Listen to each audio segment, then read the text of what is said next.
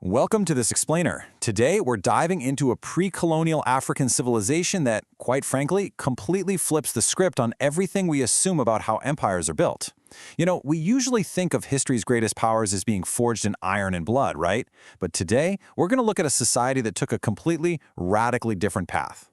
So let's kick things off with a pretty wild question. Can you actually build an empire, enforce laws, and command respect across a vast region without a single soldier?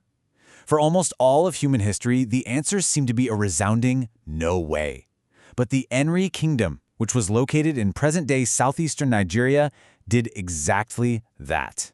They built this sprawling hegemony that lasted for centuries, and they did it entirely through moral and spiritual authority, not coercion. All right, Section 1, an empire without armies. Now, just look at this comparison, because the contrast here is absolutely staggering. On the left, you've got your standard historical playbook: armies, violence, and expanding by brute force. But on the right, you have the Nri Kingdom. Operating right in the heart of the Igbo region, they spread their influence across roughly a third of Igbo land using religious pacifism. Instead of sending out troops to conquer their neighbors, they literally sent out priests to cleanse communities of abominations. To them, violence wasn't just bad, it was an actual, literal pollution of the earth. Moving right along to Section 2, Nri and the Divine Origins. Okay, so you're probably wondering, how did they actually pull this peaceful expansion off? Well, it all goes back to their foundational mythology. According to their oral traditions, the supreme god, Chukwu, sent down a sky being named Nri to bring order to the world. Then, Nri's son, Nri, made this ultimate heartbreaking sacrifice, sacrificing his own 2 children to the earth so that humanity could have food, specifically the yam and the cocoyam. In exchange for this massive sacrifice, the rulers of Nri were granted eternal moral authority. This wasn't political power in the normal sense, it was this sacred, undeniable right to purify taboos and bless the land. And the fascinating thing is, this deeply mythological foundation translated into a very real historical footprint. By the 9th century, we actually have archaeological proof of a highly advanced society. Then, from the 11th right up to the 16th century, the Nri Kingdom hit its absolute peak, influencing a massive network of communities before eventually being subdued in 1911. Section 3, the Eze Nri Priest King. At the very center of all this was the Eze Nri. This was a leader who managed the affairs of a massive kingdom in a way that's honestly a bit hard for our modern minds to wrap around. He managed trade, diplomacy, and laws, but never once lifted a sword. If a community committed a severe taboo, the Eze Nri wouldn't dispatch an army. Nope.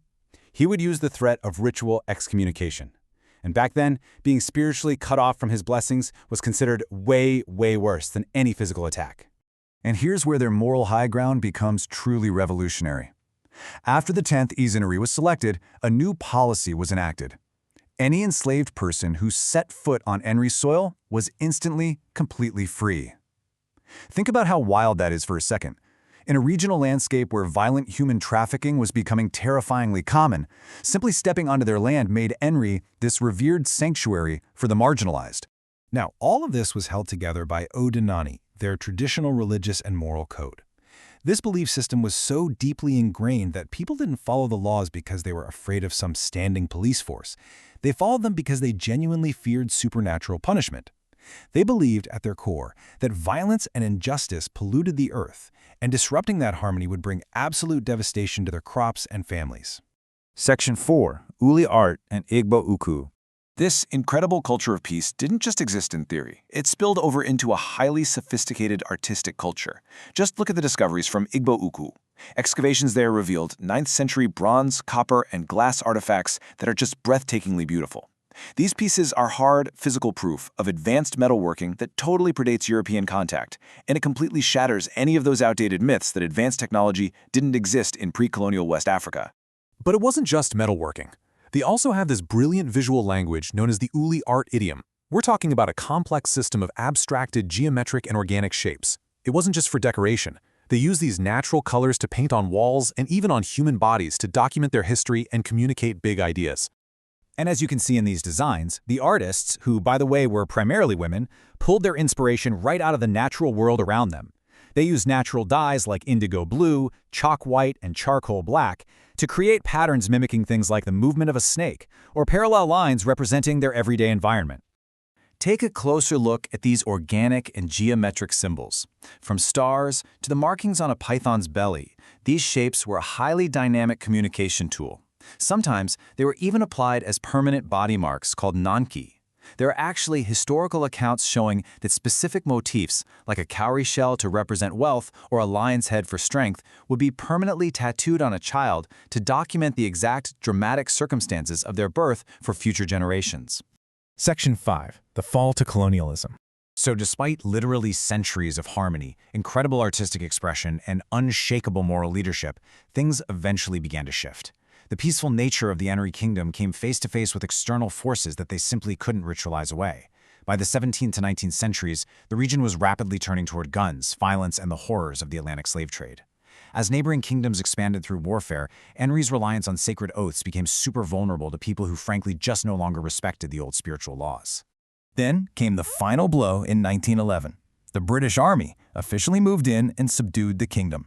They forced the reigning Eze Nri to renounce his ritual power, completely dismantling the ancient theocracy. And what did they replace it with? Colonial warren chiefs, who ruled through the exact kind of force and coercion that the Nri had always fundamentally rejected. Section 6. The Lasting Igbo Legacy. But wait, here is the silver lining. You can dismantle a government, sure, but you can't just erase centuries of deep cultural identity. The political authority might have fallen in 1911, but their cultural impact survived. It is honestly so inspiring to see how their core values of truth and community responsibility are still thriving today. Nri is still considered the spiritual homeland of the Igbo people. The title of Eze Nri? It still exists. The Ozo titles and the New Yam festivals are still celebrated, and those beautiful Uli art principles are actually being studied right now in modern Nigerian art schools.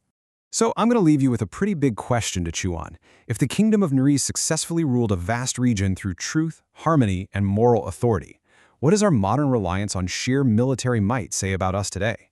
They proved that a highly advanced, influential society can exist entirely without war.